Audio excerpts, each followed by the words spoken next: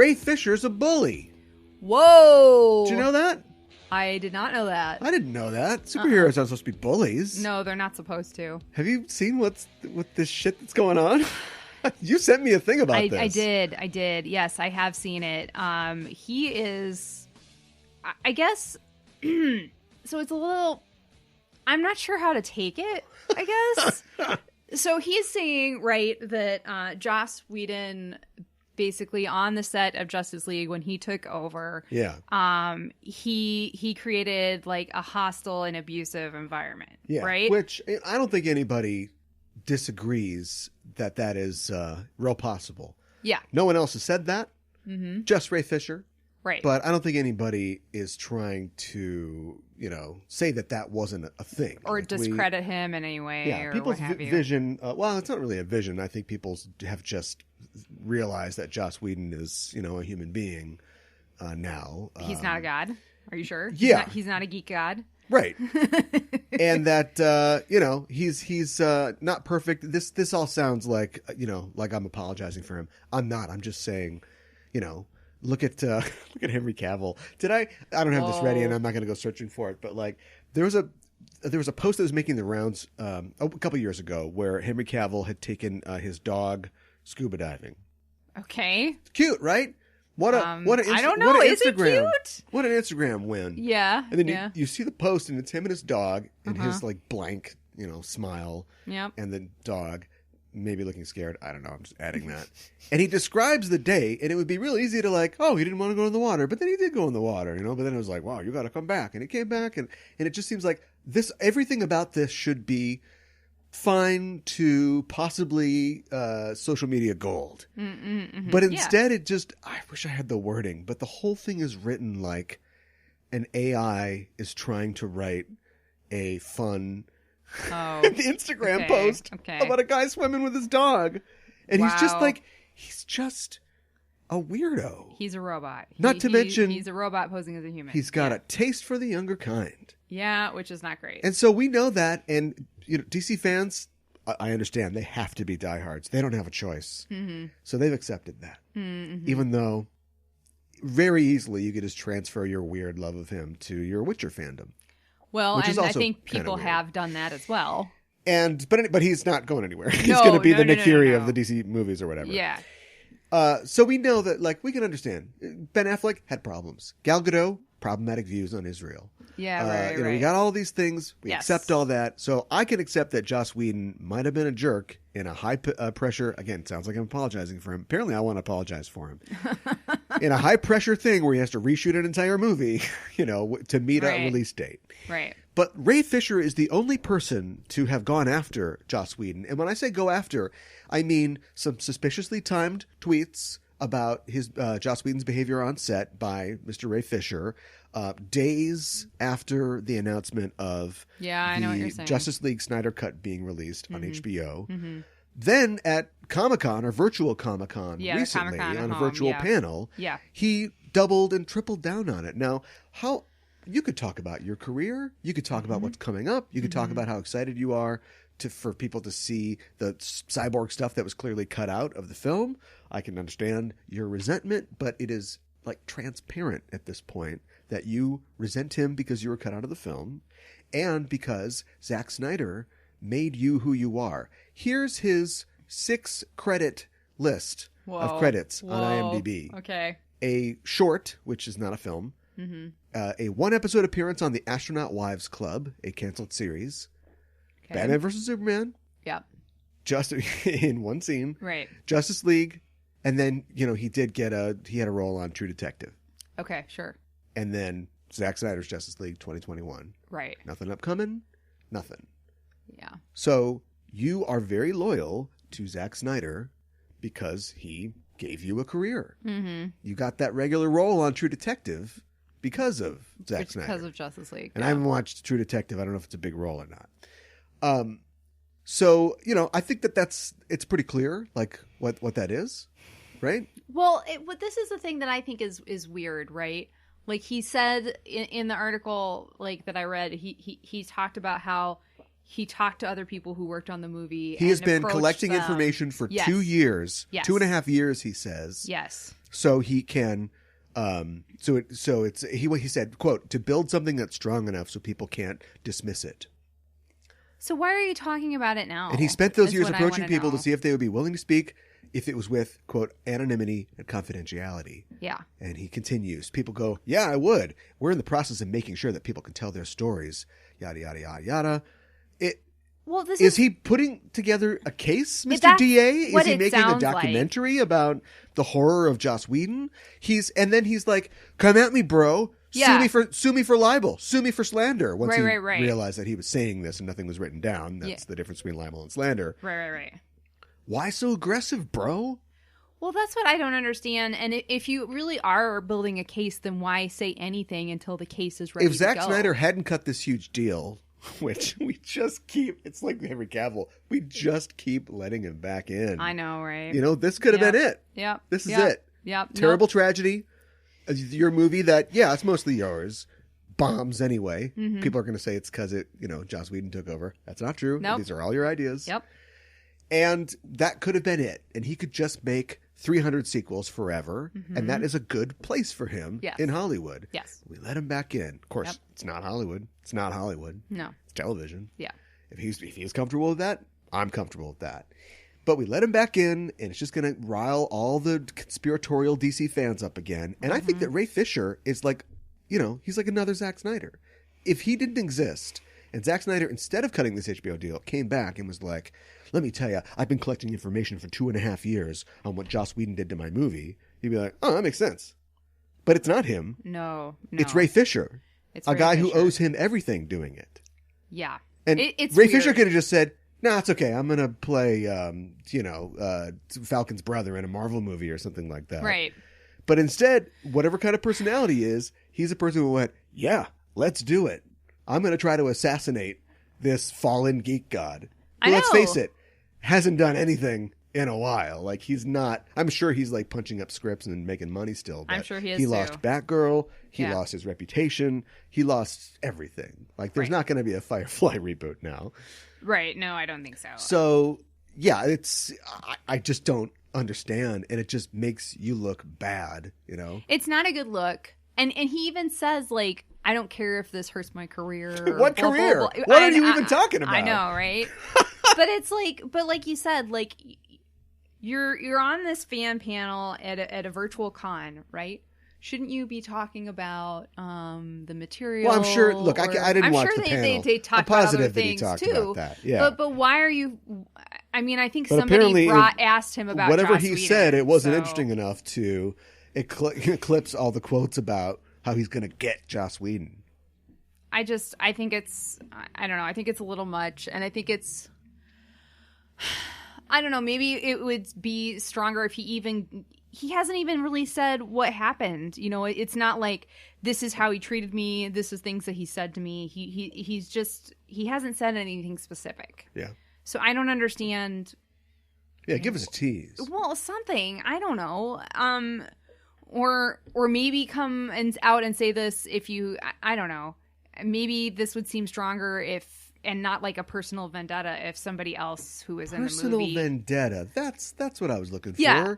I mean, this seems very personal, right? Yeah. Like, if somebody else who worked on the film, like behind the scenes or another actor was all like, I too felt abused by Joss Whedon or something. I don't know. It seems like he is like all in, I'm going to drag you, you know what I mean? Yeah. And I understand he did not have a great experience and that sucks and nobody should be abused, period. But I just don't know if I agree with the way that he's going about approaching this. Bases covered. Yeah, bases covered. Did you see, I don't want to give him a plug, whatever. What? We were watching the Caravan of Garbage video about Transformers 2. Yes. And I think the third one is probably out now. Oh, the third Caravan of Garbage. For the third Transformers movie. Yeah. Which is the one you want to see because they're going to talk about what happened between Michael Bay and Megan Fox. Which I don't know that much about. I think I've only seen the first two Transformers. She called him Hitler. Movies. Oh, okay. That's bad. That's Disney, bad. Who bankrolls these things, right? Uh-huh. Or is Universal? I thought Disney had a piece of them. Anyway, they were like, well, we don't need that, so they got rid of her. But what she was referring to is what we saw, just a slice of in that montage of Michael Bay abusing everybody on that set. Yeah, he clearly was. And Shia LaBeouf's not like, I've been compiling information as part of an extended living art project over the last 2.5 years to finally nail him to the wall. Well, and I think it's that like, this is... What's Ray Fisher's plan? Comic-Con 2021. He's going to start singing In the Air tonight, and then a spotlight's going to pick out Joss Whedon in the front row? What's the plan? I have no idea. And I think what a success story. This stupid movie. I know. Which, represents the combined hopes of a lot of fans, definitely the combined money of a lot of studios and being paid to actors and screenwriters and everything like that. Mm-hmm. And then this horrible thing happens to Zack Snyder and his family, and he has to hand off the torch at the last moment to somebody else. And, it doesn't work out. And I'm being nice and I'm being accommodating right now. I think that's all would have been Zack Snyder's fault. But the people who like his movies, it's for them. They probably would have crapped their pants. So now you've got this chance, which we all laughed at. Nobody thought was true, and there's a million videos. Thank God I don't make YouTube videos. There's a million. We do have the podcast on YouTube if you want to listen to them, though. But of people talking about how, I always kind of thought in the back of my mind that this was going to happen. Movie commentators and nerd experts and stuff like that. And it's like, you never said any of that. No. Everybody laughed at this guy. The Snyder Cut is real, and he made a gigantic deal with HBO. What an incredible story. Let's talk about that. Hold on. Ray Fisher wants to say something. He's got a gun in his belt. Like, what is going on? Good point. Why are we thinking about the negative stuff? Well, why are we talking about it so much on this dumb show? Let's just stop talking about it. Who cares? Because it's on the forefront of our minds, because he just talked about it recently. Anyway, more information when they meet in person and Ray Fisher rips his rubber mask off and he's Zack Snyder underneath and they book him. We'll be the first to report on that. And in the meantime, we are the Just Enough Trope podcast. I'm your host, Caliban, joined as always by my co-host. Hi, I'm Mikan Hana. We bring you all the news that's fit to cast, I guess, in the world of nerdy entertainment. And this week we're talking about something that, let's be fair, talking about things we thought would never happen. Right. This thing in particular is something that, wow, nobody thought would ever happen. Mm-hmm. It had been desired for a long time, and it had been talked about for even longer. Yes. You can't talk about it longer than you actually wanted, I guess. Otherwise, you're like, what am I talking about? I'm just talking about this movie. All right, maybe flip those around. But for at least, here's what we're talking about. We're talking about Bill and Ted 3, Bill and Ted Face the Music, the sequel to 1991's Bill and Ted's Bogus Journey. Yeah. 30 years go by, more or less. Long time. 1991. Mm-hmm. It's Bill and Ted's Bogus Journey comes out. Yeah. It's different. It's not great. Mm-hmm. It's an acquired taste, like Justice League. Right. Immediately people say, all right, well, how about another one? Let's see how we do. Mm-hmm. Nothing happens. Right. And for years and years and years, there's talk and talk and talk. And, Alex Winter and Keanu Reeves, the stars, both go on to success in their own fields. And when they're asked, and they were asked, for 29 years, they were always asked in interviews about this. Their opinions changed. Yeah, that could be fun. No, I don't want to do that. Let's move on. Sure. I don't know. Maybe if there was a good script. There is a script. 2010, the rumors start to solidify more. So it's still, if a movie took 10 years to make, that would be a long time. But now add 20 more years to that. Right. And here we are. It's a really long time. So it's incredible. This movie is coming out, and the pandemic is not going to stop it. It's coming out on September 1st, Bill and Ted 3, no matter what condition the movie industry is in. VOD, right? For sure on VOD. Yeah. That is, until, the next announcement, that is locked. It will be coming out in limited release. I don't know if that means East Coast, West Coast, or what, but in some markets, for sure. In movie theaters? In movie theaters on September 1st. If that is physically possible. But I know that this will come out. You will be able to see it September 1st. They made this. They want you to see it. And they're going to beat up Joss Whedon after it's done. And so we're here to talk about that. But we're here to talk about the film that led into that film. Yes. Bill and Ted 2, Bill and Ted's Bogus Journey. We've talked about Excellent Adventure previously on the show. So go back and look for that if you want to hear us talk about that. Mm-hmm. But yeah, we're talking about Bill and Ted's Bogus Journey, something of a departure for the series. Yes. And we'll be also talking about the news, of course, of the nerd. What's going on with you? Wow. Not a whole lot. I saw. Stop talking. No, you showed me this really great video of this YouTube personality who I'm not sure where he's from, where he lives exactly, but he's an Asian guy, and somebody sent him this video of this lady making rice, and it was on BBC. It was a cooking show from BBC, and oh my God, is it amazing. Like, his name is Uncle So-and-so, but like his reactions to it are just perfect. Like, I don't know where this lady learned how to cook rice. I don't know who taught her. I'm kind of horrified, or she just kind of tried to figure it out herself, but it's like insane. I actually found the whole video and watched that too, which isn't necessarily, you don't necessarily need to see the whole thing. It's still like really funny and like ridiculous to just boil it down, if you will. Wow. First of all, she does not clean the rice, which is a huge no-no. Second of all, she cooks it in a saucepan, which you can do, but like he's horrified because she puts the water in with like a teacup. He's like, "Why are you doing that? You know, you put it up to your knuckle or whatever." Anyways, so you cover it, and then she takes a look at the rice after it's been cooking for a while, and she's like, "Oh, it's looking really great." He's like, "You're lying to people. It is not looking really great. It's like really wet." And he's like, that rice is ruined. There's no way to fix it. And then she takes it and she puts it in a colander. She strains the rice. Yeah. And then she rinses it. I have never seen anybody do that before in my life. Yeah, he was so upset he put his leg down from the chair. Yeah, like that too. Yeah.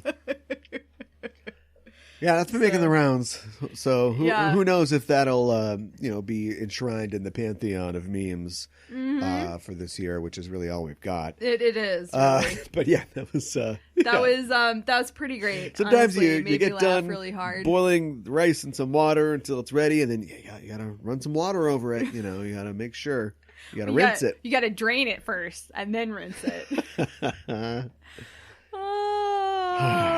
Maybe, I don't know. Maybe she's going to give it to fish. I don't know what she's doing. Well, anyway, let's talk about the news.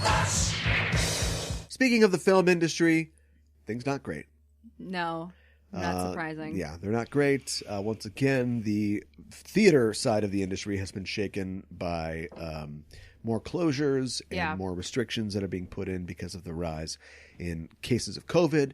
And the most recent, or probably the most high-profile victim of that has been the highly anticipated Tenet, which was supposed to save the movie industry. That was the idea. And it had been sort of shuffled around, pushed slightly back. It's sort of like lacrosse when the thing's coming, the stone is coming, and then you're like, dusting the ice in front of it, to try to get it to get a little more lubrication, but then you got to slow down trying to get it right where it's supposed to be. You know what I'm talking about? I am so confused. I thought lacrosse was curling. I was gonna say. I was like, isn't lacrosse? Well, it'd be easy for you to just shout curling while I was explaining. I wasn't sure. I couldn't think of the word. We're a team. Curling. Okay, yeah, curling. Yes, you're in preparation for getting it. It's like bocce ball with 6 people or whatever. So anyway, and eventually, and it was all just a naked effort to just keep this movie somehow on the schedule. Yes, I completely sympathize. But it's like the Ray Fisher thing. It's like, we get what you're doing. Just do it. Just do it. Yeah. So, just kiss me, Judas. Let's get this over with. Yeah, seriously. And so it was pushed back to August 12th. Now it has been removed completely from the schedule.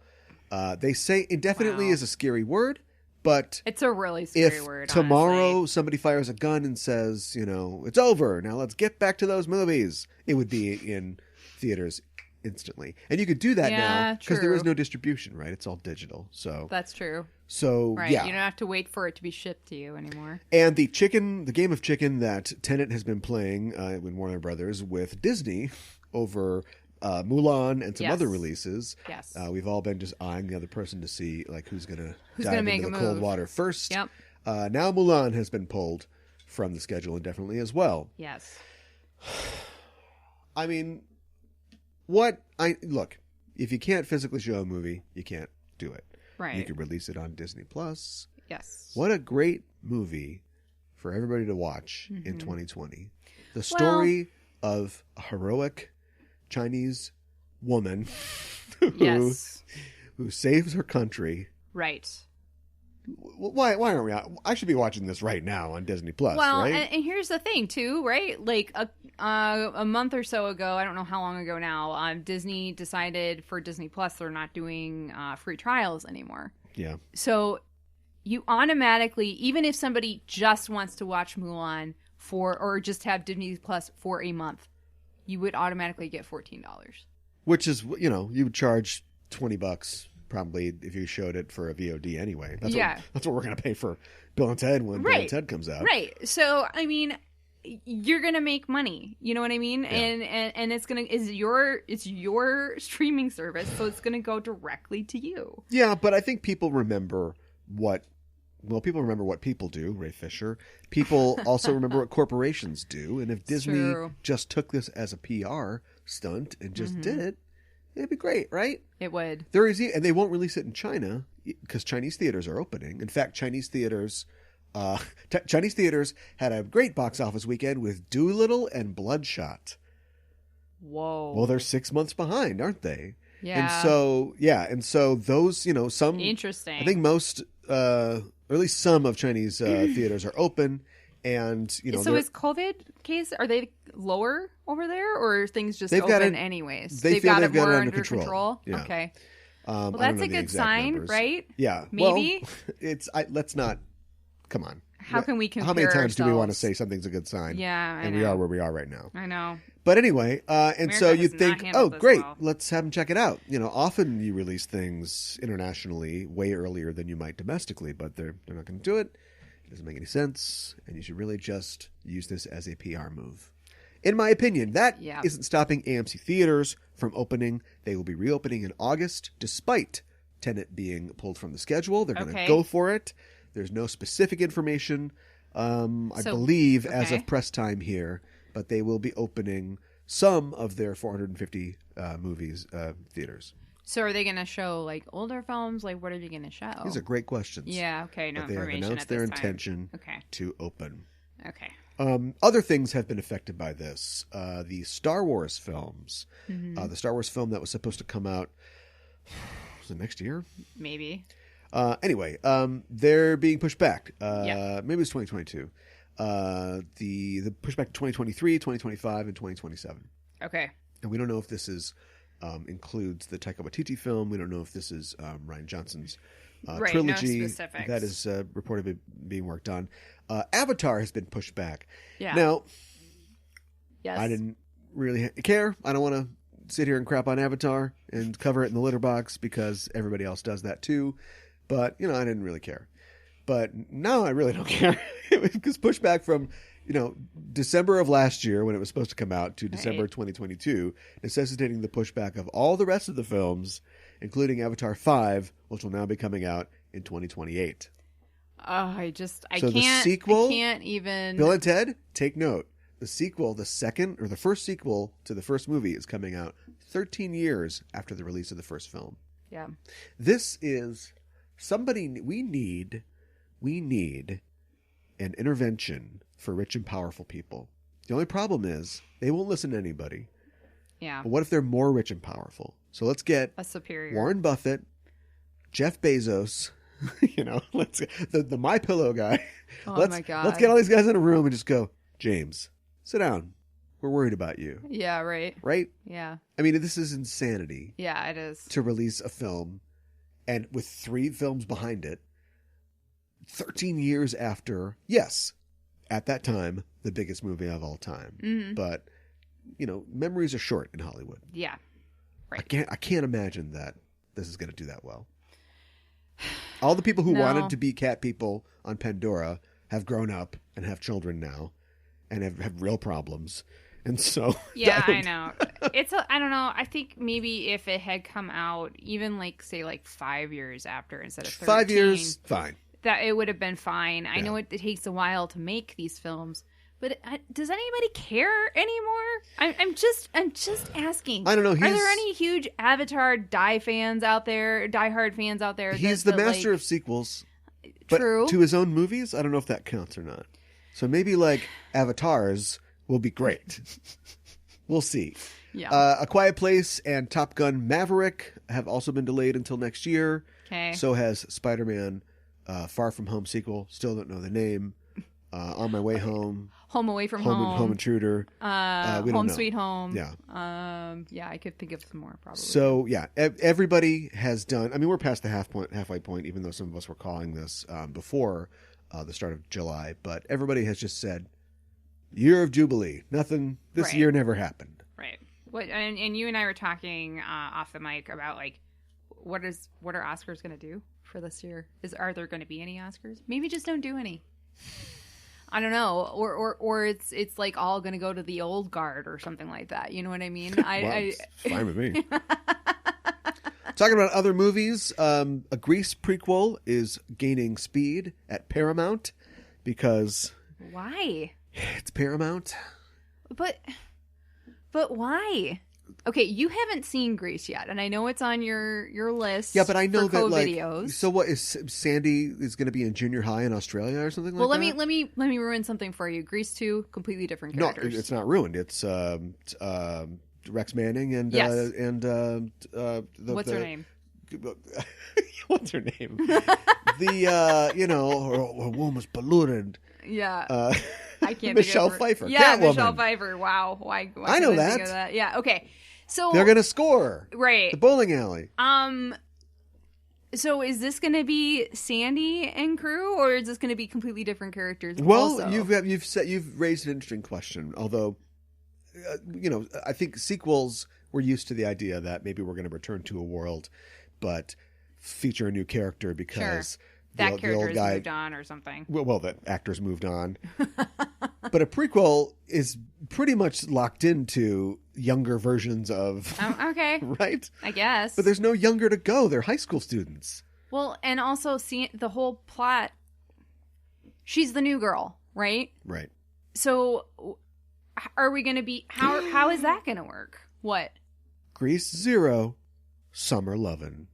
Oh. They're going to dramatize Danny trying to date rape a chick. Whoa. And whoa. Right? Whoa. We'll see how the lightning gets its grease. Oh my god. I don't know how I feel about this. It's a terrible idea. I hate it. In all the burn it with fire. In all the Dirty Dancing movies, I don't think they ever did a prequel, did they? It was all Havana Nights. This is the second time in a row we talked about Dirty Dancing Havana Nights. Well, I have. Well, aren't they talking about redoing Dirty Dancing? Isn't we just talking about Yeah, but that? we don't. Yeah, Jennifer Grey's producing and starring. So we were trying to figure out if. That's it. Yeah, let's not invest in this too much more. Oh, okay. What else is going on in the realm of movies? There is this is some Star Trek news. It's okay. We do it once in a while. Yes. Looks like the Nichelle Nichols documentary, Woman in Motion, is getting a release date. That's exciting. Well, it's got a deal, not a date. Okay. And it's about Nichelle Nichols, her rise to fame, portraying Uhura, and also inspiring, real life scientists. It's produced by NASA, and so I'm sure there'll be a focus. That's cool on that. Yeah. I'm excited for that. I think that's really cool, really important. I hope they. I think that they. Wow, I'm just kind of blown away that NASA's producing. That's really neat. Yeah, it looks like an Old Guard sequel is in development, but here's the problem. Speaking of 5 years, it could be a while before we see it. Really? Because Charlize Theron is just working because on of how busy she an Atomic Blonde sequel. She's working on another movie where she's probably kicking somebody in the face. Like, she's got a niche. She's the female Liam Neeson, and I say, go for it, because your movies are way better than Liam Neeson's movies. Yeah, right. So, unfortunately, we might not see that for a while. It looks like a Hidden Figures stage musical is in the works at Disney. And I have to say, as inspirational and good as that movie was, this is the dumbest idea I can think of. A movie can make millions, perhaps billions of dollars, and you can't show those. A stage musical, who's going to watch it? the Great White Mask. I mean, Broadway's closed, right? Yeah, so I don't know where is this going to play? Do this? Yeah, let's design something that'll make 1/10 of the money of a movie and also can't play.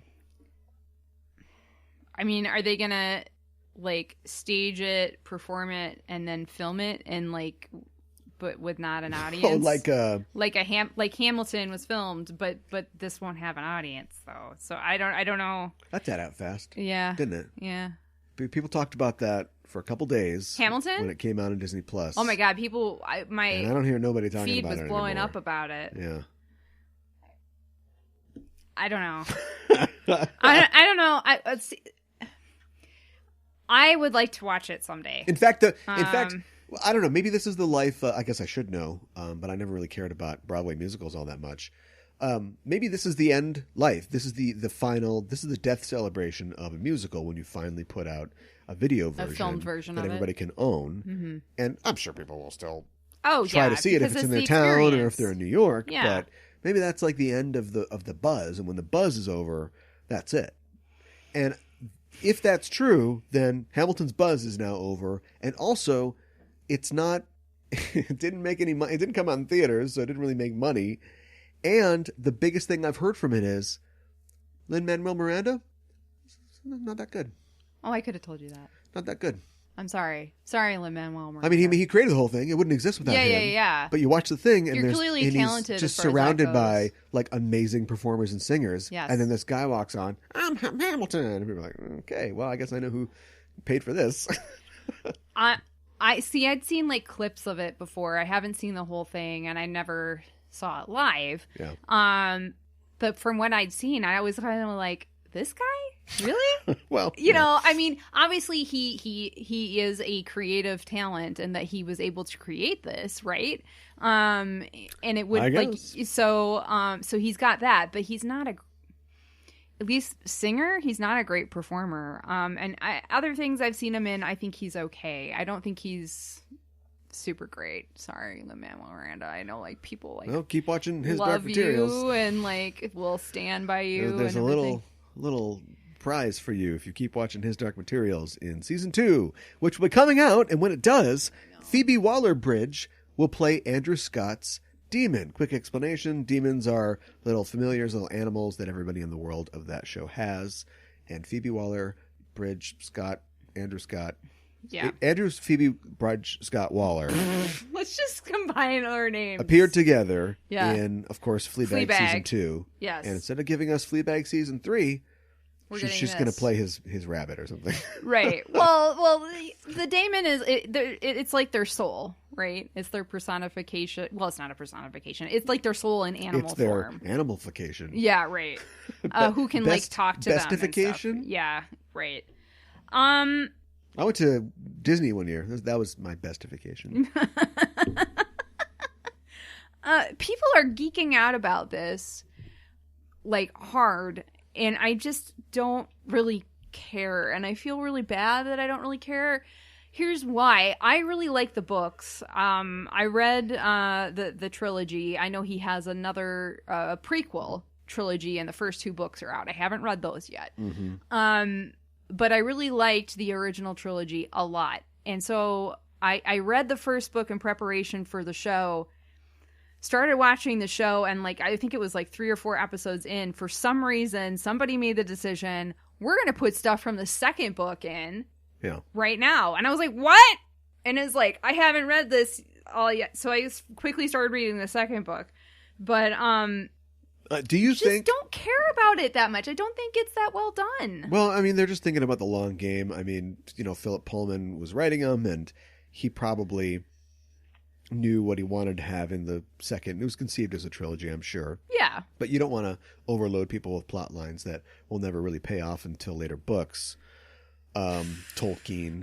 So, what's carrying this ring around all the time? So I understand why they did that, but it's been a while since I've read the first book. Did the first book have enough air in it that you could sustain upcoming plot lines from other books? I felt like the first book was pretty solid. Yes. I think all 3 books are pretty solid. Yeah. Well, third one. So okay. I don't know why they did it that way. I like the actors in it for the most part too. I can't. It makes me frustrated and angry because I wish I liked it more, and I can't put my finger on it exactly why I don't. I can tell you. Yeah? What do you think? It's not well acted. Not well acted? You don't think? It's not well paced. No. Well, it's definitely too not. many plot lines from later books in the first book. It's definitely not well paced, and they throw things in from different plot like different books, but also they just jam too much into one episode.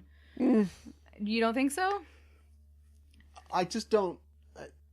I don't know. Like we've talked about this, or I've talked about this probably to my bathroom mirror.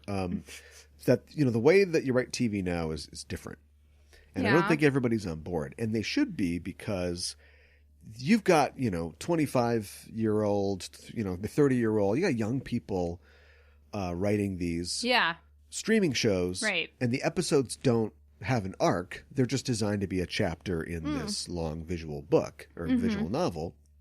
And you'd think, yes, that's true. Well, they're just starting. They're young. They're just starting their career. They should be good at this. But I don't know. They grew up watching Cheers. They grew up watching Battlestar Galactica or whatever, and episodes that were self-contained. And so I don't think anybody's really figured out yet a good way to really do this.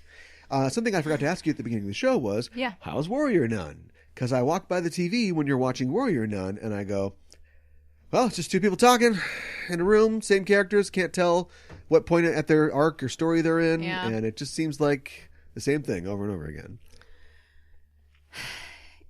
It's about the same. It's at least in Sabrina, Michelle Gomez is in some new costume yelling at Sabrina, so there's some sense for momentum. You crap on Sabrina, but I do.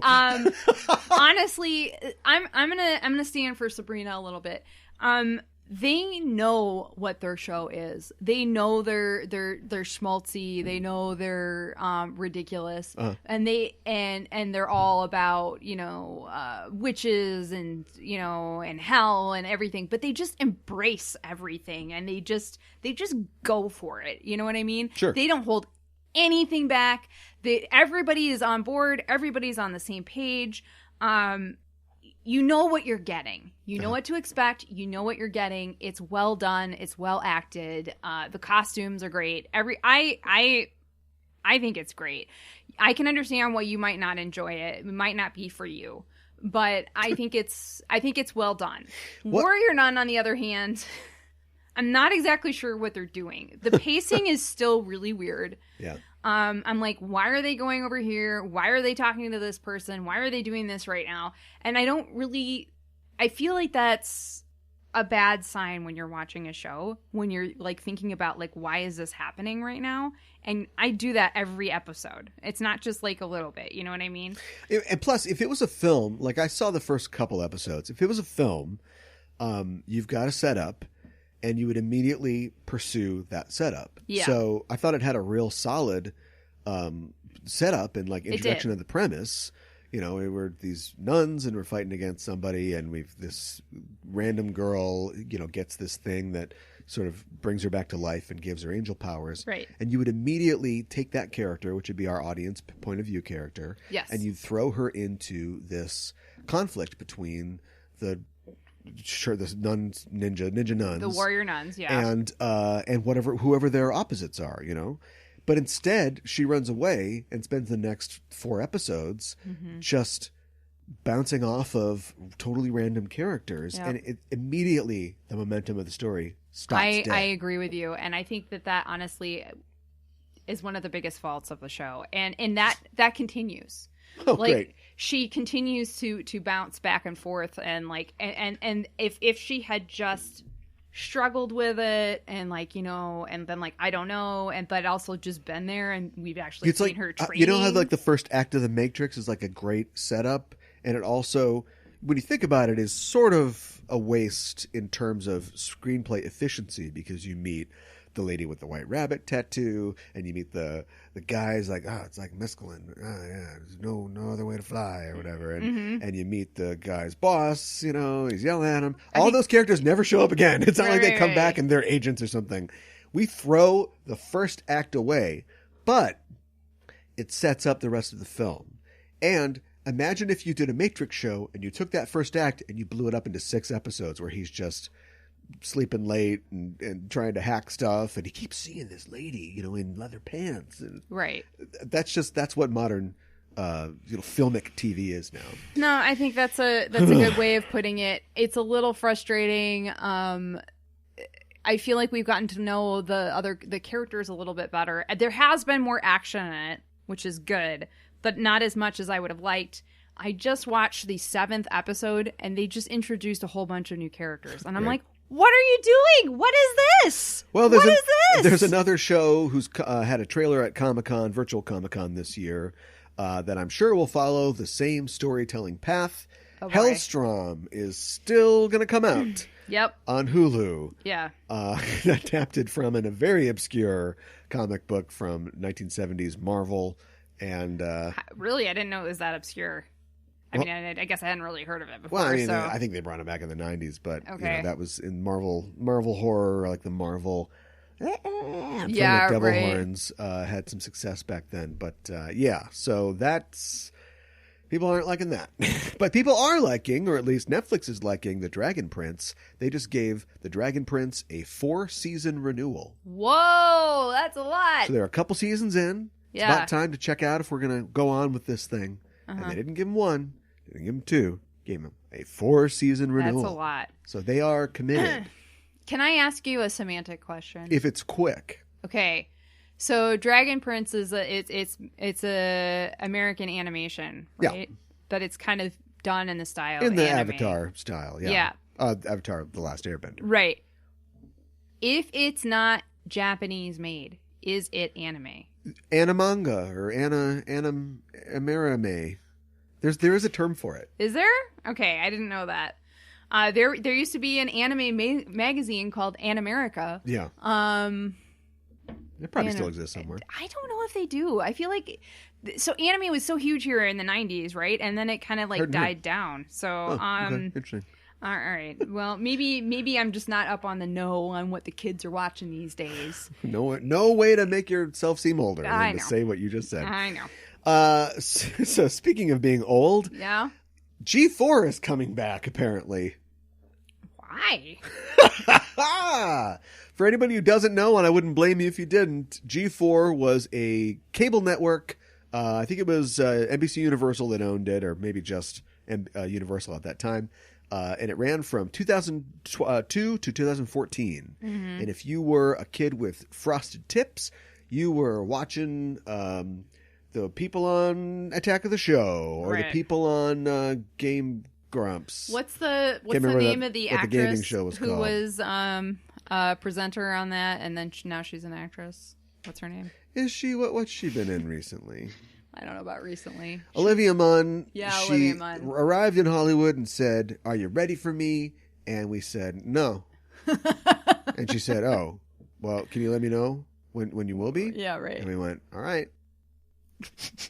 And they shoved her, and she got. Look, I'll tell you, it wasn't for lack of trying. Mm-hmm. She had good representation because they shoved her into everything. Yeah. And she was on the Newsroom, she was on that Sorkin show. She was Psylocke in the X-Men films. She was. Although the X-Men films now are no guarantee of any future work because of how messed up they are. But yeah, she tried. She did. But didn't quite make it. And I think the reasons are obvious. Mm-hmm. She was a fine presenter, but, like a rock star who just can't seem to get how acting works, right? And not being a frontman or woman for a band. Mm-hmm. Similar situation. Yeah. What was it called? What's the gaming show called? Because there's Attack of the Show, which is a culture show, and then there was the gaming show, X-Play. Gotcha. Oh, yeah. Okay. We're at the talk about video games. Adam, what's his name? Who he went off the range and went somewhere on his own, and of course Morgan Webb, who still kicking around doing something somewhere. And then Adam Pereira was also the co-host of Attack of the Show. And he started his own podcast / YouTube thing, like you do. I don't think that really went anywhere. And now he's on a True TV show, I think. Oh, okay. Sure. I think we saw him at an airport when we were going to a con once. Okay, that makes sense. Yeah. I was just thinking of musician turned actors. I haven't really seen her in anything, I don't think, but Joan Jett. Well, I was thinking of Janelle Monáe. Janelle Monáe. So close. And I was listening to the radio the other day, and I heard this female singer, and I was like, this sounds so much like Prince. Who is this? Janelle Monáe. Oh my God. He helped her write that song. Oh, did he? Yeah, I believe so. All right. But I don't want to take it away from her if she didn't, but yeah, it's clearly intended as an homage. Yeah. Right. The Way You Make Me Feel. Yeah, right. That's the only song I've heard. I like it. I like it but too. I haven't heard any of her other stuff. And to be honest, I haven't seen her movies. So I hear that she's good. People seem to like her. Yeah. But I can't really speak to it. I know that Taylor Swift can't act, though. And it's weird because everyone... Cats, so I don't know. Well... But no. Every one of her music videos is some kind of cinematic thing where she's... And she does a good job in those. She sings well. Well, I mean, I think she's believable in the videos. Not I wouldn't necessarily say that makes you a good actress, but anyways. Agree to disagree. Some voice acting news. Yeah. No, really. Oh, okay. Brad Dourif will be returning to the voice of Chucky in the upcoming USA Network Chucky show. Oh, okay. How are they going to do a Chucky show? I don't know. I don't know either. So Chucky, like as in Chucky, the evil doll. Yes. Okay. I know that Brad Dourif. I know that name. How do I know that name? Oh my goodness! What? We do this every time. I'm sorry that his name isn't unique enough for you. Sorry. It's just tell me. Waterfall. It's not a waterfall. Oh, the guy on the X-Files. I miss you, Starbucks. Yeah. The guy in the X-Files, who is also a world-famous actor who has been in some amazing roles, Chucky notwithstanding. Okay. Grima Wormtongue, and a bunch of other stuff. So I'm assuming... An Alien 4. Okay. I'm assuming if it's going to be a cartoon... Is he in Mississippi Burning? I don't know. Or what was it? He was in some movie in the South. Okay, I mean, I could believe Nailed it. Wow. Got it. So if it's animated, right? I'm assuming it's going to be geared towards adults. I don't think Chucky's going to be animated. Oh, it's not going to be animated. No. But how are they going to do this? How are they going to do a show? Anthology? I guess. Maybe Chucky's just going from town to just going from town to town and terrorizing, getting jobs, sweeping up at bars. But then somebody gets a little too fresh, and that's when Chucky comes out. Oh my God! I saw a video of a dog in a Chucky costume. It's one of those costumes where the front legs look like legs. Yes, you know. I know. Oh my God! I don't really care about Chucky either way, but that costume is really cute. I've seen so many of those. And the arm is on like a wire, really so the arm is moving up and down. And the dog's momentum makes it stab with its knife. It's pretty great. I saw a really cute one the other day that was like a dog in like a postal worker outfit, and they're like carrying the fake arms have like a little package that moves up and down. And everything. So yeah, that was really cute too. Wow. Sorry. Did we? We're not on TV. News yet? No. Season 5 of The Crown won't be out until 2022. Okay. All right.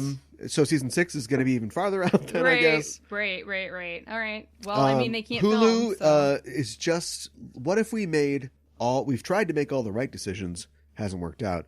What if we make all the wrong decisions? How's that going to work?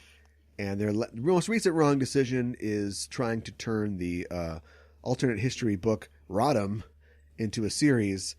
Rodham is about if Hillary Rodham Clinton had never met Bill Clinton, what kind of life would she have had? Mm-hmm. The answer is, who cares? She just would have been arrested for real estate scandals, probably in Arkansas. No, I don't know. Consider yourself liberal. Yes, absolutely. I consider myself even farther left than liberal. Mm-hmm. But who cares? I don't. Why does this exist? I don't know. Why does people really want to see a whole TV series? Would you like to see some Pepto-Bismol? No, I'm fine. Thank you. Okay. I need some after hearing about this. This is who cares? I know they made that like Barry Netflix film, which I don't think is very good, but what was that about again? Sorry. I'm sorry. I don't remember. You're seeing the sausage made. Yeah, I know. Barack Obama. Ever heard of him? Yeah. So when I hear about the Rodham series, I think, thanks, Obama. Hey! Psychonauts 2 will feature Jack Black in a voice role. Psychonauts, of course, is the classic game from, I don't know, the PS2 era. By Double Fine Productions, about psychic kids. I think I've doing heard Inceptions of it before Inception even came out. Mm-hmm. Okay. All right, that could be cool. And Jack Black will be doing that. This reminds me of Brutal Legend, the Double Fine game that he did, where he was the Eddie, the best roadie in the world or whatever. Well, we know he likes video games, right? He's got a pretty active YouTube channel with... Yes, get off my lawn, Jack. Actually, we don't do all that much video game stuff. Talking about right now. Here's another video game story. BioWare is making Dragon Age 4, but you will die if you hold your breath. Wow. Probably going to be a while, huh? Yeah. How challenging do you think it is right now for game developers to actually work on a game while working remotely? Like, are you able to do that? So here's the thing. You absolutely are. Okay. But the way that the business, the industry is set up. Yeah. There's you know how like you told me that Japan has everything they need to have people work at home. Mm-hmm. And think about how you wouldn't have to be squeezed into a subway car. You wouldn't have to go through all the things that you have to go through to work somewhere in downtown in Japan. But it's not in their culture because that middle manager still wants to look over your shoulder and see that you're doing something. Exactly. That's video games. Okay. The corporate culture and the management structure is such that I don't think you absolutely could, but I don't think they are doing it. Okay. Well, that's too bad. No, I know. The composer for Star Trek Discovery Season 3 is at home right now, sweating blood, recombining individual instrument recordings from all the musicians who are at home. Who have sent it. And are recording in their own home like studios or environments. And he's mixing and combining them into an orchestral score. Right. And he better be getting like danger money for that. Right. But yeah, no, they can't make this thing at home. It's impossible. The only thing you can have is, some concept artist is scribbling away on a Wacom tablet, I'm sure, at home. But that's all they can do.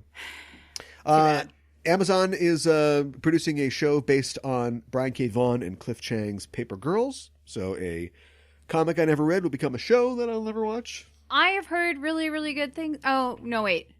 I'm thinking about something else. Perfect. Moving on.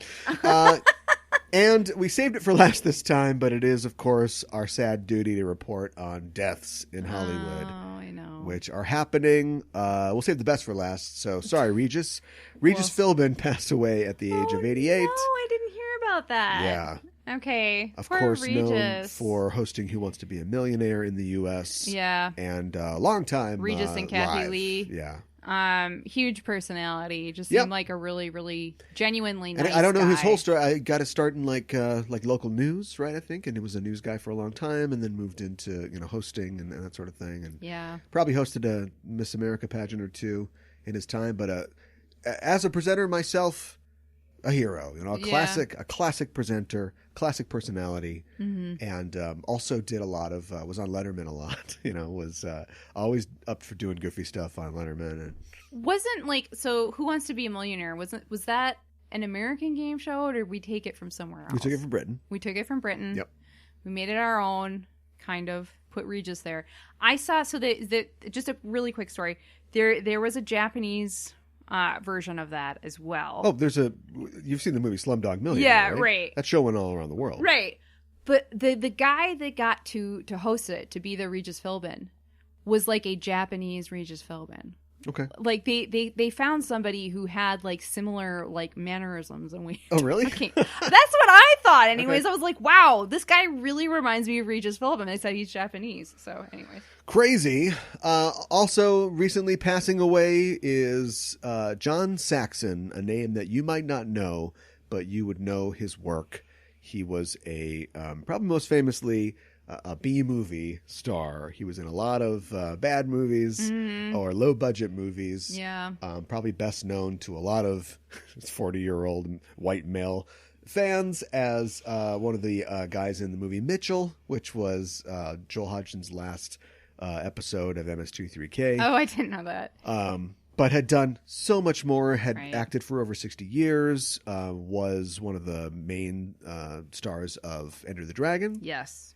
And was, of course, Nancy's dad in Nightmare on Elm Street. Mm-hmm. And would often show up as sort of like a stalwart, police character who's trying to stay one step ahead of this slasher or whatever.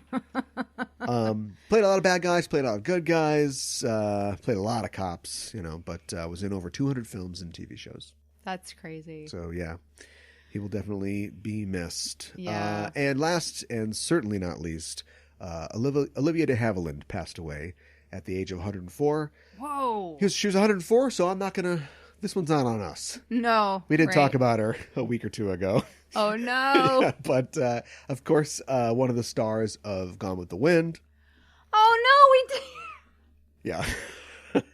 Oh, my God. No, I mean, okay. I'm not going down for 104. No, I'm not either. That's a long run for anybody. That wasn't me. No. And is a multiple Oscar nominee, a 2-time winner for the films To Each His Own, and another film, which I have now forgotten, which I'm sure she was great in. Was it Hold Back the Dawn? I can't remember. I didn't remember. In a ton of movies, also is significant because she was one of the first people to put a crack in the Hollywood studio system. They had a system where, you signed to a studio. So It's not like, hey, who's Cameron Diaz going to do this movie for? Right. You had to do a movie for that Paramount studio. Or Columbia or whoever it was. And you'd have like a 7-year contract and you had right of refusal to a film. But if you didn't take the film that they gave you, then you were suspended. And your suspension time would be added on to the end of your contract. Oh, that sucks. Right. So it was nominally 7 years, but if you ever didn't do a screwball comedy or whatever that they offered you, it was going to be more than 7 years. Okay. And they even did it to American servicemen who went and fought in World War II. So when Jimmy Stewart was dropping bombs on people, his contract was not suspended? Running at that time. And Olivia had enough of that. And so when she reached the end of her 7-year contract with MGM, I think. I can't remember. But the point is, she was not happy with them, although she had made a lot of pictures with them, and wanted out, and she took it to the Supreme Court. Oh, wow. And so they ruled that she couldn't be held in that kind of contract, and that led to the relatively swift death of the studio system in terms of contracts. Good for her. Yeah. That's really cool. I didn't also tried to sue. She was responsible for that. Was it TNT for the feud, the film about her, and it might have been Joan Fontaine, her sister. Who was she? She was feuding with everybody. She was kind of a very self-assured person, and she lost that one because they ruled that it was not damaging to her reputation. And I would agree. That was like 3 years ago. So at the age of 100, it's like, honey, you're a classic figure of Hollywood now. Like, you are an institution. Yeah, the fact that you were fighting with, your sister or whatever, nobody really cares about that. Nobody cares. Yeah. That's, wow. But yeah, she was, just a fantastic actress and, just a good person. Yeah. Yeah. She was really great in Gone with the Wind. She was the unsung hero of Gone with the Wind, really. She was a sweetheart. She was the heart of that film. I think she was a doorstop, right? She was just keeping Scarlett from getting her man. Yeah, wow. No, I don't think so. I don't think that's what was going on at all. Oh, thank God she's dead. I know. Now I can have Ashley or whatever his name is. Yep, that's it. That's right. His name is Ashley. I heard, and I can't remember his name now, so this is really great news. One of the original members of Fleetwood Mac passed away yesterday. That's true. I think he was one of the guitar players. Yeah. And he was not with them the entire time that they were still together. It's Peter Green. Yeah. But they were celebrating him and honoring him and playing some of his music on the local radio station yesterday. So they do that when a great musician passes away. You know what I mean? Hey, I do this too. So I know that it's tough and you just need programming. So I mean that's nice and all, but somebody's probably like, "Oh, thank God, I had no idea what I was going to do for my segment." Wow. I don't know that it was like that. When Prince died, everybody took the week off. Well, I know. Well, they just went to Florida. Yeah, when you could do that. Yeah, I know. Just went, just put Purple Rain on repeat. Yeah, right. Woo! Yeah. See you at the pool.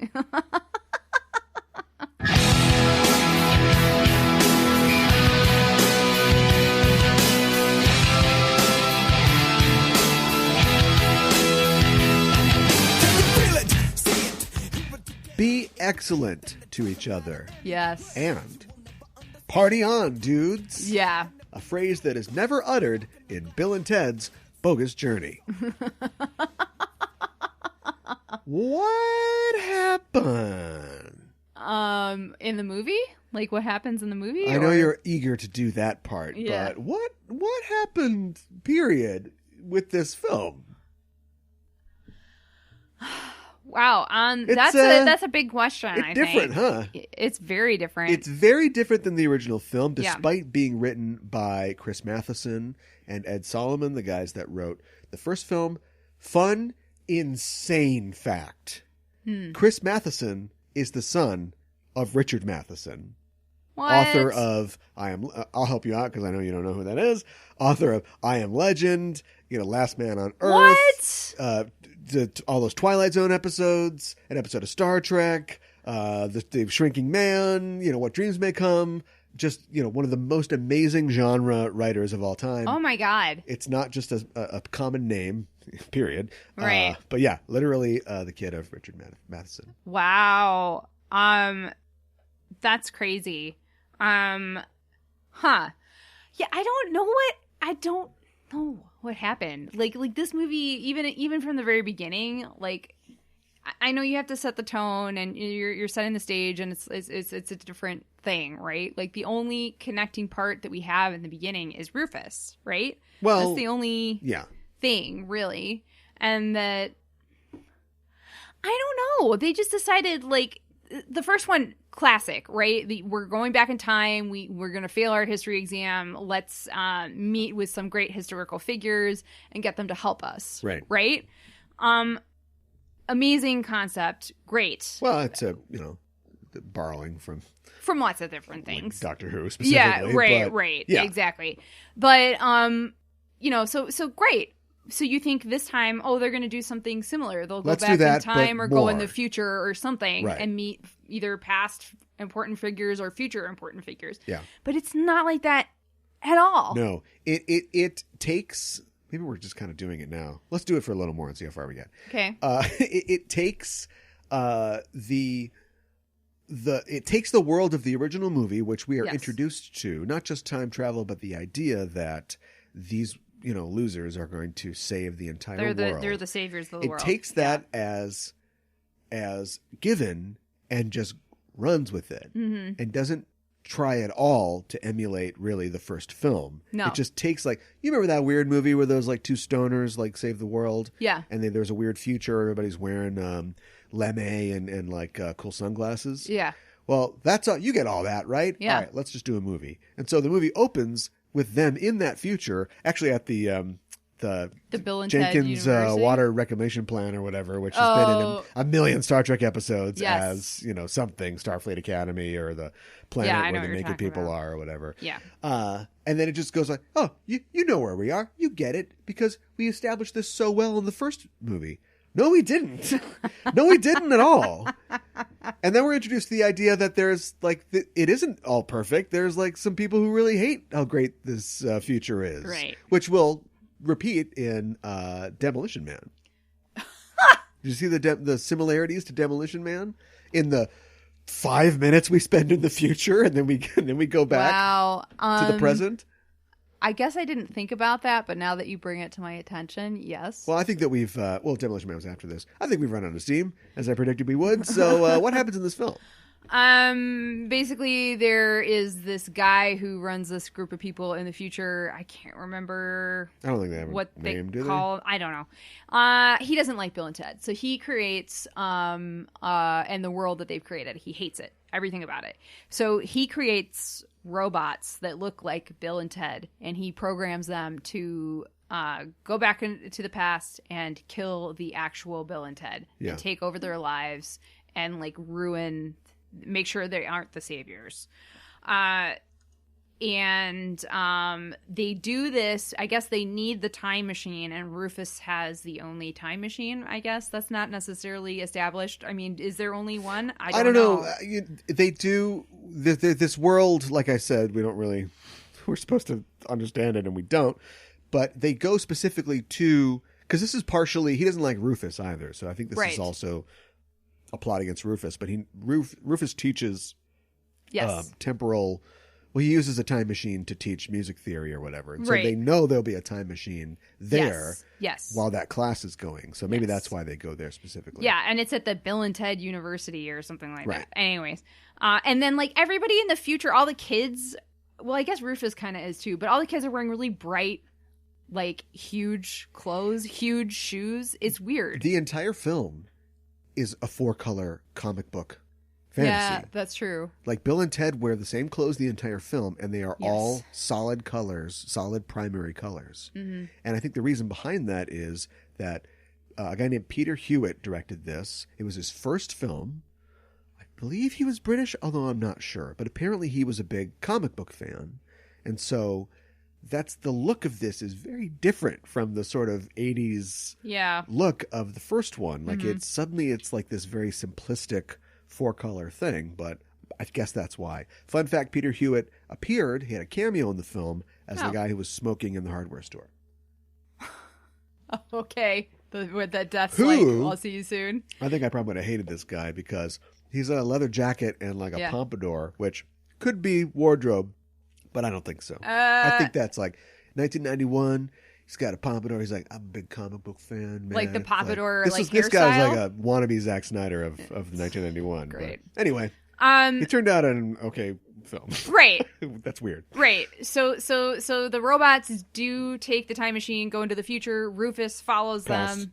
And they go to the future. Bill and Ted have proposed to the princesses. The princesses say yes. The robots kill Bill and Ted. You forgot about Battle of the Bands. Oh, yeah. There's a Battle of the Bands going on, and they're really, really excited about that. Pam Grier has decided to give him a chance, which is like, Pam what? Grier's in this, I know.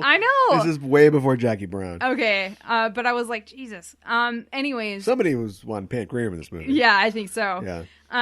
Why wouldn't you? But anyways, so lots of things happen. The robots do kill them. They meet the Grim Reaper. They go to hell. They go to heaven. Lots of stuff happens. That's basically the movie, and then they somehow find their way back and be excellent to each other. There were some, well, there's more than that, but we'll talk about it. Mm-hmm. There were some critics who called this better than the first one. But I think the general consensus was, what? I don't think it's better than the first one.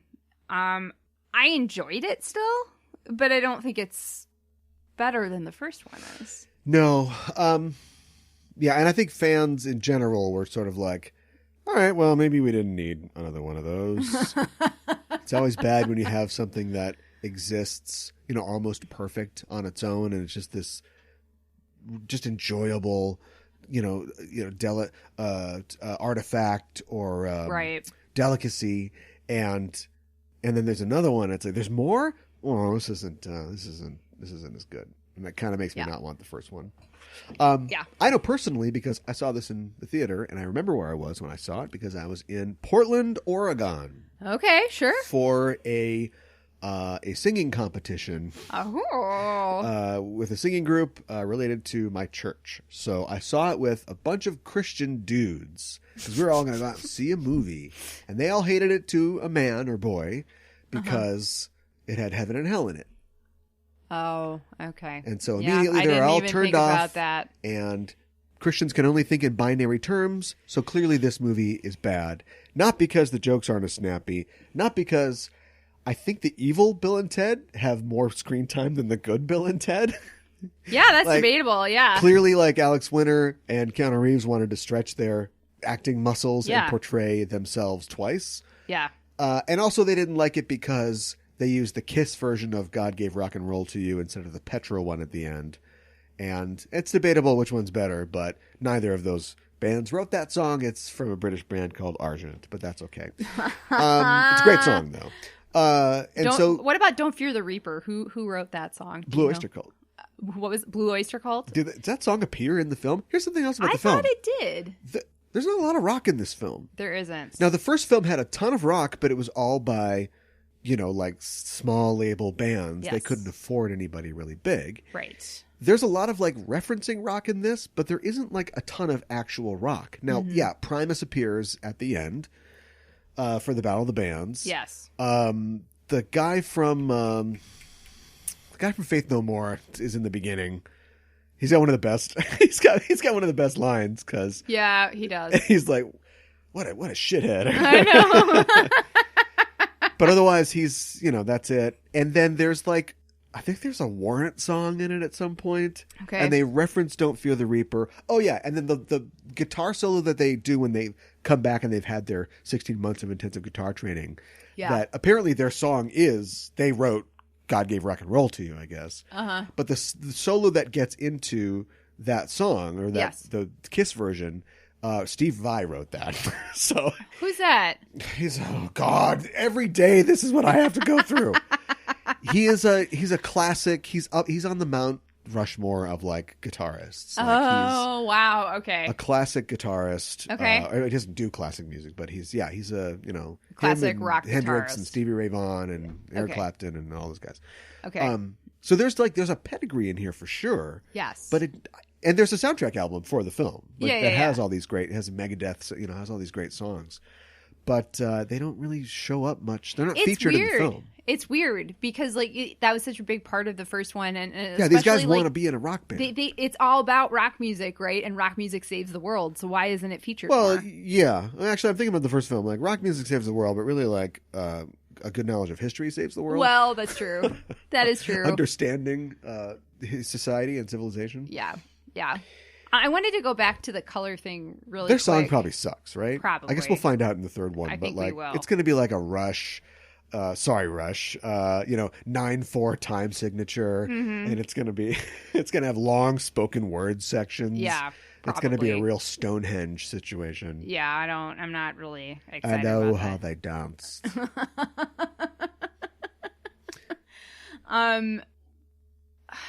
was I going to say?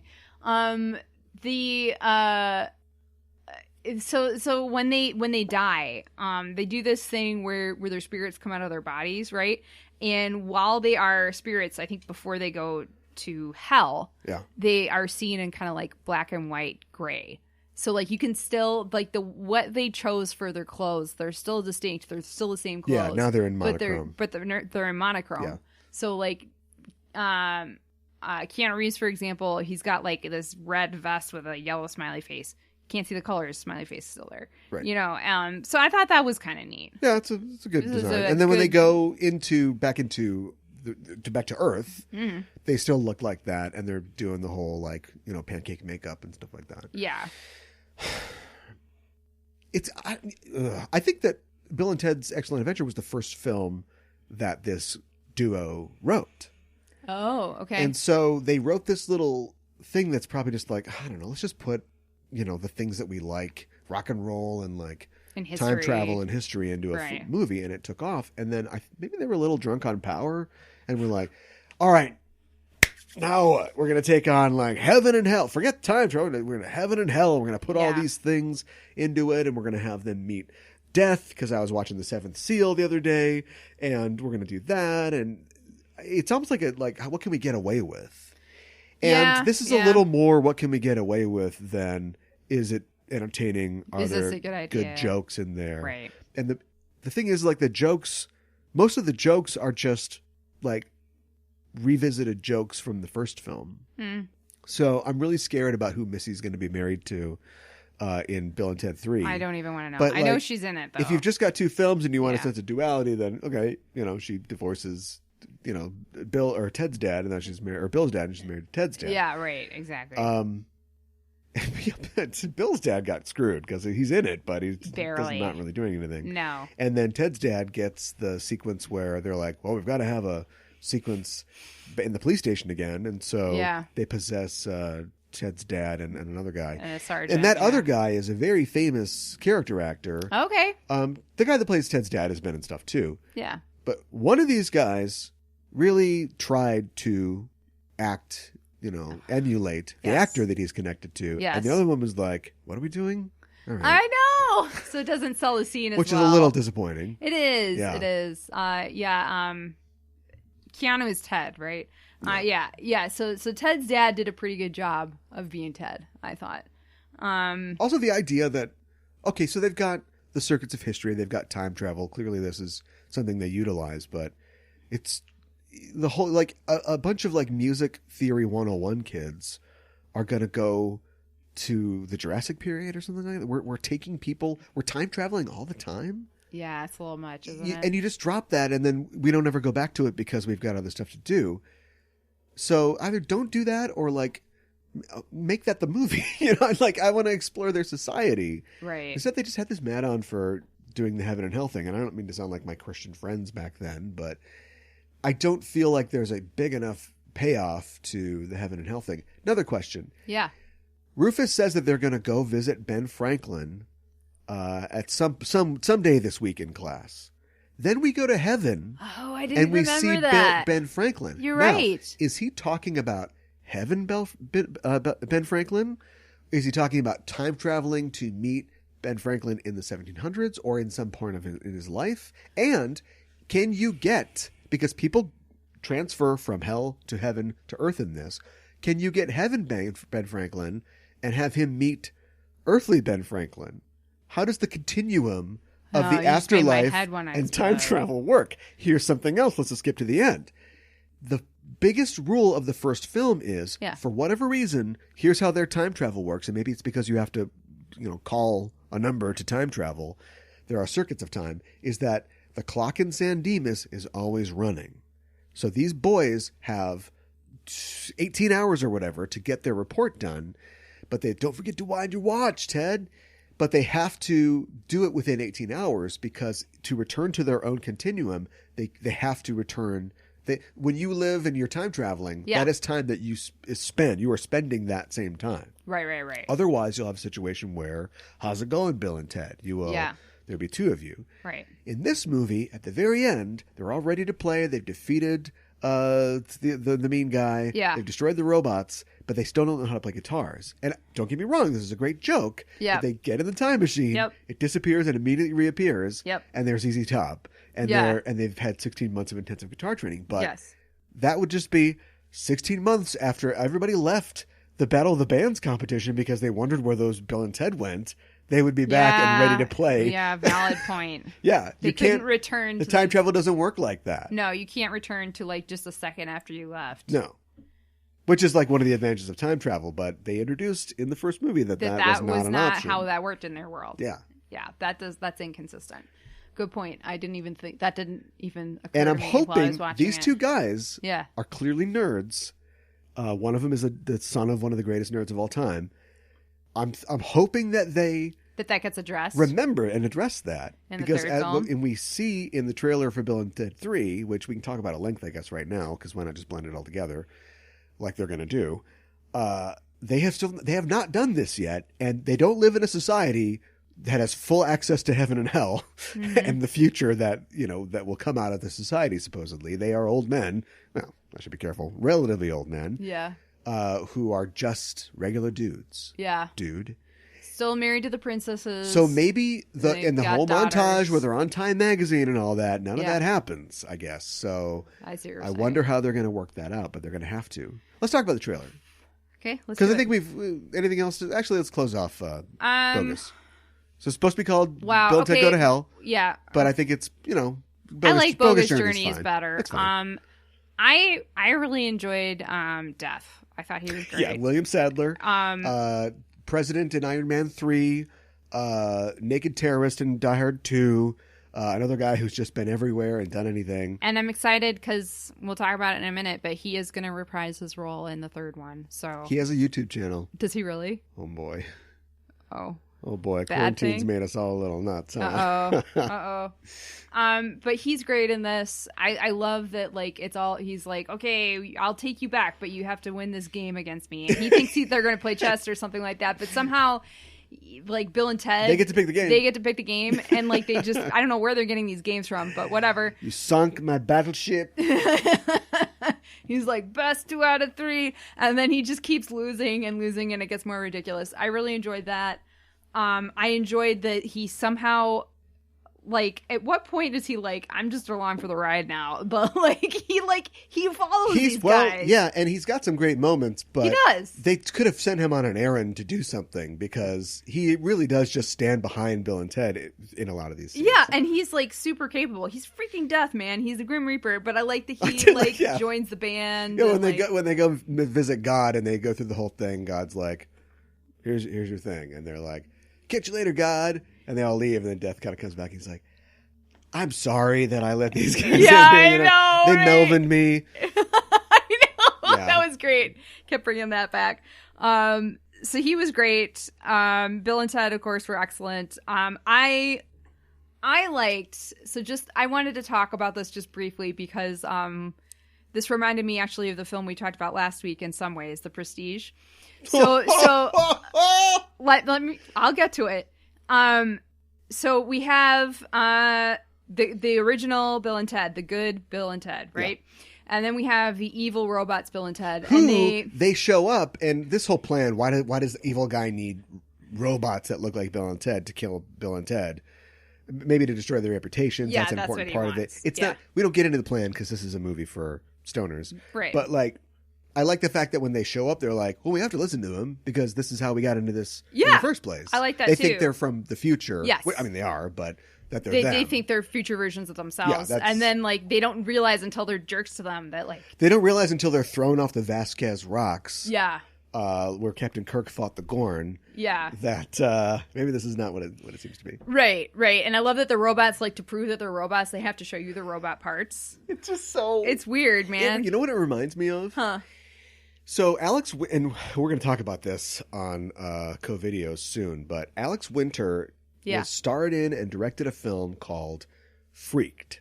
Okay. From, like, I think 1993. Okay. And it was not a success. Okay. But it was his type of humor. He had a show in the very early days of MTV called, I don't remember what it's called. Oh, okay. And it was a sketch show. It was just weird and freaky. And that was MTV's brand back then, and he fit it really well. As did The State. That was later, though. Mm-hmm. And so it was like a sketch show. And then, he directed this film. Of course, he's gone on to become a very successful director. Right. And it's just like this weird, like, gross out, weird, like, his style of comedy. And this movie is, like, very close to that in a lot of ways. And I don't know if I don't think Solomon and Matheson were involved at all in the sketch show. But they definitely found each other, I think, over this kind of... similar humor? Yeah, and you see it in...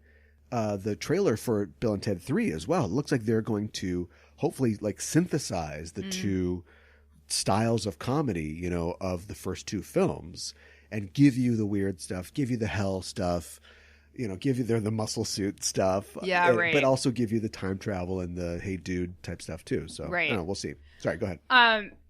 So I was just gonna. So we've got Keanu Reeves and Alex Winter playing both the good Bill and Ted, and then like the evil robot Bill and Ted, right? So fine, cool, I understand that. And then they get Station, who's the most brilliant scientist or scientists, however you want to look at it, the alien, two guys who morph into one guy to build the good robot Bill and Ted's, and I was like, well, how is this gonna work? And he builds them through with like stuff from like a hardware store, and they're robots. They look like robots. They kind of look like Bill and Ted. Like you can tell which one's Bill and you can tell which one's Ted because they've been wearing these superhero costumes throughout the entire movie that are easily identifiable. Yes. Their colors and everything. But I liked and appreciated that even though he's like the best scientist and like he's the guy for the job and he can create these good robots to do what they need to do, they are not the actors then playing themselves again. Well, that'd be what I mean? A bridge too far. But I appreciated that because it reminded me of The Prestige in that Hugh Jackman played his double. Yeah, you got me. But then also, I should have seen where you were going with that. But also, it's a magic trick. Look over here. Look over there. Yeah. But then also played himself. Killing himself with a machine and everything. So that's just what I thought of when I was watching it. So. That works. That's And I don't understand why they seem autonomous, but then they need to be remote controlled to kill the other evil S's. But how are they remote controlling them, like when they're playing their instruments? Because they're like the backup dancers, and they're playing Bill and Ted are playing their guitars. So who's controlling them? Doesn't really matter. Does it? I think that's about it. Other thing I wanted to mention is, from what I understand, the princesses are supposed to be the same characters from the first film. Yeah, but they're played by different actresses. Diane Franklin wasn't doing that. And they're in the third film, again played by different actresses. Yeah. Who are, from their pictures, significantly younger than Keanu Reeves and Alex Winter. We're going to talk about that. Just saying. Yeah, they're the Rusty and Audrey of the National Lampoon's Vacation of Kids. Oh, yeah, good point. Right, I nailed that one, right? Yeah, you did. Yeah. God damn it, I'm good. I like that Missy wants to talk to Ty Cobb when they're doing the seance. I don't know. I don't know who Ty Cobb is. He's every show. Well, I asked when we were watching. You know who Babe Ruth is? Yeah. Wife beatier. What? He's an old-time baseball player. Okay, all right. And a wife bat. Okay, wow. Tommy Lee Jones played him in a TV movie or whatever. It doesn't matter. Okay. I missed the weird comedy of the first film, and I hope that comes back. And I think that this movie, more than the other two movies, I think, will be a movie that is shoved through the appealability Hollywood studio meat grinder. I think in a lot of ways the third one is going to be the most digestible of all. But Probably. I hope that leans on funny comedy and bits and me too. And who knows what else. Yeah. Like Napoleon eating the Ziggy Piggy, Yeah, right. Ziggy Piggy, Ziggy Piggy, Ziggy Piggy. Or I just miss stuff like that. But there are flashes of comedy like that, like her wanting to talk to Ty Cobb. I like when they're falling in the hole and they're like, that's a deep hole. And also, like, the hell sequence was... I don't know if it works, but they were doing something. They were trying something. They were definitely trying something. We bring back the threat of military school, which is like, aren't you guys like adults now? Like, you're drinking beer. Like, nobody can send you to a military academy, can they? No. Alice Winter played the grandma. Oh, I didn't know that. Yeah, so give me a kiss on the lip. But again, that's just like that's his sense of humor. That's the kind of thing that he does. So yeah. I don't know. I like that. Also, the old movie references, like when they're playing charades in heaven. Station is movie. It's a movie. Okay, it's a movie. Right, and Death is like Butch and Sundance, the early years, a movie which no one has seen and is terrible. It's a sequel to Butch Cassidy and the Sundance Kid. I never not even starring heard those of it. guys. Wow. It's just a wacky prequel to that movie where two guys get hosed by the Mexican army or whatever, or Colombian army. Wow. And then the answer was Smokey and the Bandit 3. Smokey is the bandit. Thanks, Einstein. Another terrible film, which is just these two writers are just like, how can we get fired? Like, what can we get away with? So, yeah, I mean, I don't know. I hope that there's more comedy like that. I hope so, in the too. third one, which we're talking about right now. The third one. Yes. We see Bill and Ted. Mm-hmm. They're older. Yes. And they are told by some future person, not anyone we've seen before, and of course, George Carlin, not available for this project. No, unfortunately. They're told that they have to get this song done because it's supposed to be performed tonight. Yes. Now, again, if that's true, then why didn't you contact them 6 months ago? I know, right? But I think that the pressure of time in this is an evidence that they are going to bring back the idea that just because you have a time machine doesn't mean that time doesn't mean anything. Right. So they're going to have to write this song in like 90 minutes and perform it. Right. After when the gun goes off. And so that's an interesting idea. They've brought back death. Yes. They've brought back hell. And so clearly they are not going to try to ignore the second movie. That's going to be all part of it. If we don't see Station, I'm going to, that's it. There's going to be trouble. And there is some weirdness that's maybe hand wavy because two very talented comic actresses, Erin Hayes and Jemma Mays, which I'm not doing a bit. That's their names. Yeah, right. Will be playing their wives. The princesses. Those girls are not 50. No, they're not. But they're close in age, I guess. The actress is playing their daughters. One I've never heard of, and the other is Hugo Weaving's cousin. Or niece. Yes. I get it wrong every time. Who's probably in her like mid to late 20s. So my question is, clearly they're not playing 30-year-old women in Bill and Ted 3, right? Right. I mean, the way they're dressed, who knows with Bill and Ted descendants, but they don't look very adult. So will this be set in the past, before 2020? And here's my idea. Okay. If they go to the future, come back with 16 months of intensive guitar training and 2 newborns in 1991. Yes. What if this is set in 2012, the year of the apocalypse? That's when the world will go end, supposedly. Right. And that means their song will have to be like a Strokes type thing, right? Right. Wow. I was thinking about this.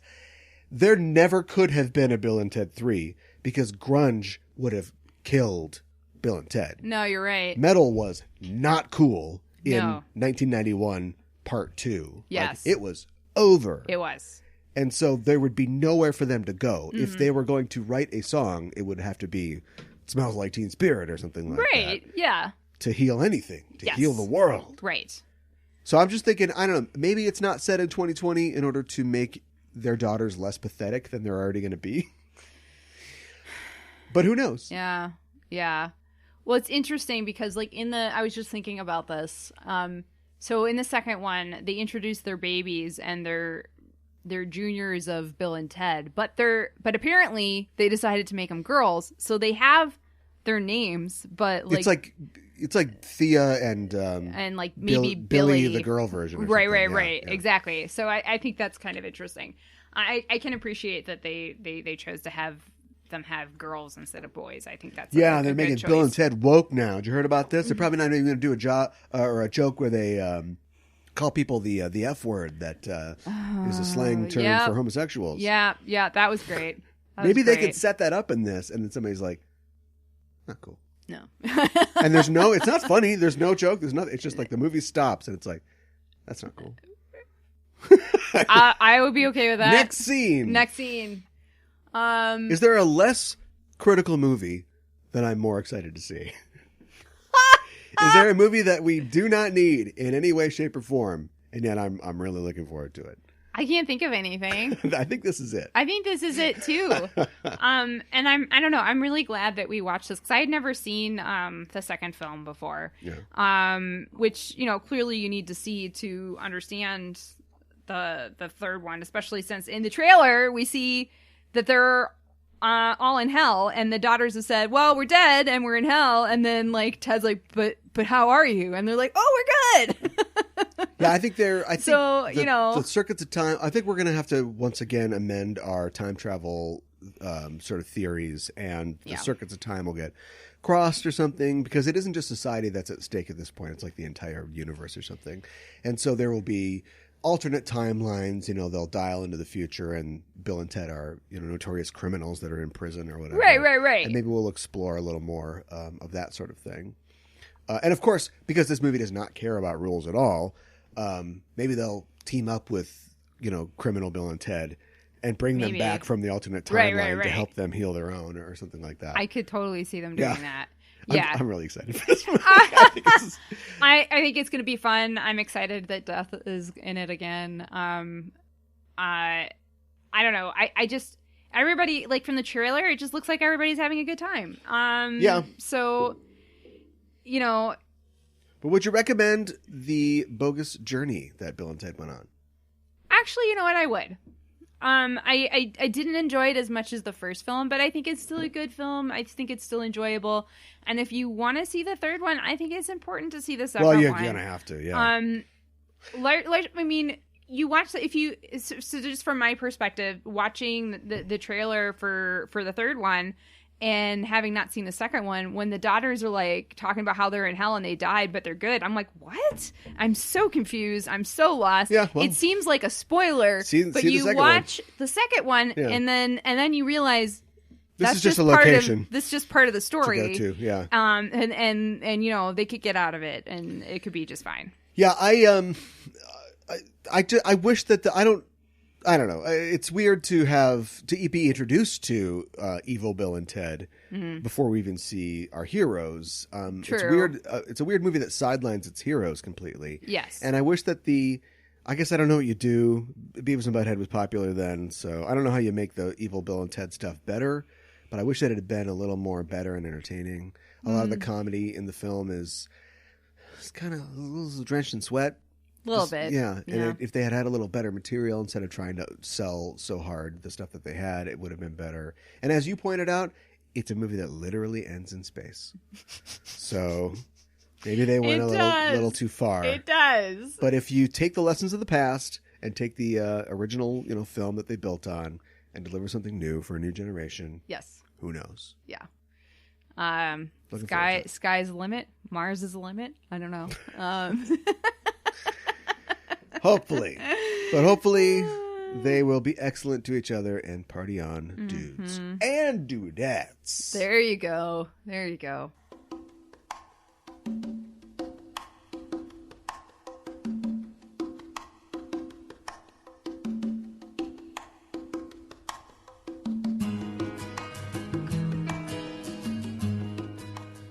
Well, that's our show. Thanks for joining us, and we will see you on the internet at Facebook and Twitter and other places of social media dumb. And also, while you're at it and you're listening to us on a platform, whatever your platform of choice is, make sure you subscribe to the show so you get it right away. Give us a review because we want to hear from you. Yes. And give us a rating. That's for the computers. Computer, he don't know what this is a great podcast means. Right. He just knows that there are 5 of something and not less than 5 of something. That's right. And so that's why we need 5 of something. We could use 5 alien butts. Whoa, station. This is just, again, they're like, how do we get fired? I know, right? And that they're not firing us, Ed. I don't know what to do, Chris. I guess we've got a movie now. As far as I know, station was never a slang term for anything. And it is pushed throughout the film. And I guess it makes sense when Faith No More's guy yells station because maybe he's coming from I did not even realize that. 1992 and 1993 after Bill and Ted and their bongo and conga players station have already become world famous, and now station is a cool thing to yell. But this is an example of them trying to grassroots or astroturf slang that never works out. And there is a story behind it. They wrote a scene, probably the scene we see in the movie, that's exterior police station. Yeah. And there was a typo in the script, and so it just said station. And they were like, that's funny. Let's have a guy named Station. Okay. That's what we're working with. And where I read that in Wikipedia, and Wikipedia also made sure to point out that they were drunk at the time. So that explains everything we need to know. I love that fact. There's that they also were drunk at the time. A great clip that you can see if you go to. There's a guy named Oliver Harper who has for 10 years done these great movie reviews and trivia videos on YouTube. Okay. He's got one for Bogus Journey, and it shows an interview with Alex Winter and Keanu Reeves around the time this came out. And Keanu Reeves is like, remember, this is a different Keanu Reeves. He's doing a thing. Like, Alex Winter's trying to answer the questions, and Keanu Reeves is like flipping out, and he's like, "Oh, we got Bill and Ted the cereal. We got Bill and Ted the video game. It's all coming out. It's all coming out. I know." And he's clearly frustrated with being locked into this thing. Wow. Maybe thinks that we shouldn't do this, but the press thing. Yeah. Did it anyway. Uh-huh. He's back for Bill and Ted 3. Yes. They Face the Music. Great title. I've think it's a wonderful title. So anyway, forget all that, what I said, and give us 5 stars. We'd appreciate it. We'll be back in the future to talk about something else. And until then, we're signing off. I'm your host, Caliban. I'm your co-host, Mikan Hana. Keep the geek fires burning. Just to be with you is having the best day of my life.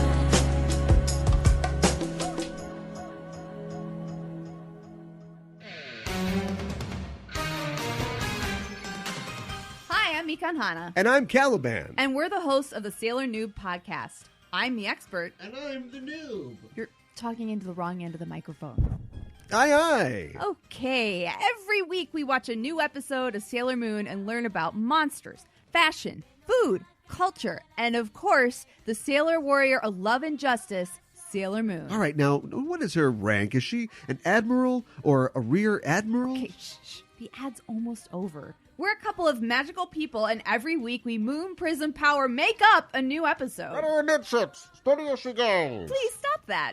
Sailor Noob is available every Friday on Apple Podcasts or wherever you listen to podcasts. Shiver me timbers.